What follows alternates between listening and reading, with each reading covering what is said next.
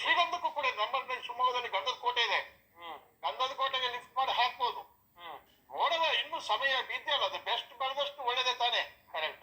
ಬೆಳೆಸ್ತಾ ಇದ್ದೇನೆ, ಇನ್ನು ಬೆಳೆಲಿ ಅಂತ. ಓಕೆ, ಟೀಕಿಗೆ ಸುಮಾರು ನಮ್ಗೆ ಮೋಸ ಇಲ್ಲ. ಟೀಕಿಗೆ ಬೇಕಾದ ಒಳ್ಳೆ ಬೆಲೆ ಸಿಗುತ್ತೆ, ಮಾರ್ಕೆಟಿಂಗ್ ಕೂಡ ಇದೆ. ಸರ್, ಈಗ ಶ್ರೀಗಂಧಕ್ಕೆ ನಾವು ಮಾತುಕತೆ ಮುಂದುವರಿಸಿದ್ರೆ, ಗಿಡ ನೀವು ಅಷ್ಟೊಂದು ಪ್ರಮಾಣಕ್ಕೆ ನಾಟಿ ಮಾಡಿದಾಗ ಗಿಡ ಏನಾದ್ರು ರೋಗ ಕೀಟ ಏನಾದ್ರು ಬಂದು ಸತ್ತೋಗಿ ನೀವು ಅದಕ್ಕೆ ಕ್ರಮ ತಗೊಂಡಿದ್ಯಾ?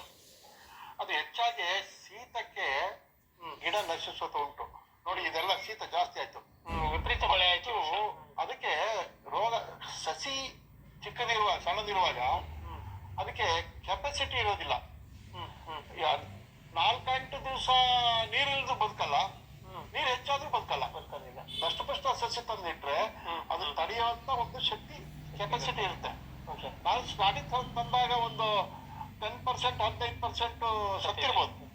ಆಮೇಲೆ ಗಿಡ ಬೆಳೀತಾ ಇದ್ದಂಗೆ ಏನಾದ್ರು ಕಾಂಡ ಕೊರಕ ಆ ತರದ ಏನು ಸಮಸ್ಯೆ ಬಂದು ಏನಾದ್ರು ನೀವು ನೋಡಿದ್ಯಾ?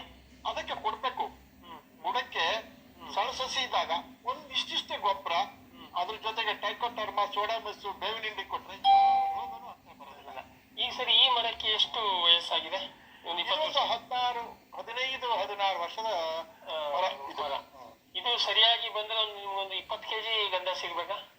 20 kg ಹೋಗಿ ಬೇರೆಯಲ್ಲಿ ಸಿಗುತ್ತೆ. ಈ ಮರ ಬೇರೆಲ್ಲಿ ಸಿಗತ್ತೆ. ಓಕೆ, ಇದ್ರ 100 kg ಬರುವಂತ ಚಾನ್ಸಸ್ ಇದೆ. 100 kg ಮೇಲೆ ಅಲ್ಲ, ಅಂದಾಜು ಪಕ್ಕ ಹೇಳಕ್ಕಲ್ಲ.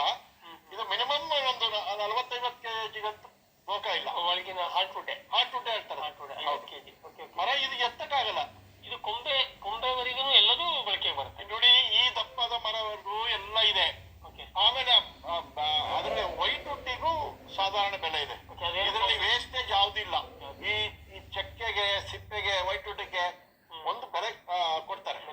ಎಲೆ ಒಂದು ಬೇಡ, ಅದೇ ನಮ್ಗೆ ಬೇಕು, ಗೊಬ್ಬರ ಆಗ್ತದೆ. ಅದೇ ಸೊ ಹಾಗಾಗಿ ನೀವು ಇದನ್ನ ಕಟಾವು ಮಾಡಕ್ಕೆ ರೆಡಿ ಮಾಡಿದ್ದೀರಿ, ಬಟ್ ಯೋಗ್ಯ ಬೆಲೆ ಬರ್ಲಿ ಅಂತ ಕಾಯ್ತಾ ಇದ್ದೀರಿ. ವೇಟ್ ಮಾಡ್ತೇವೆ.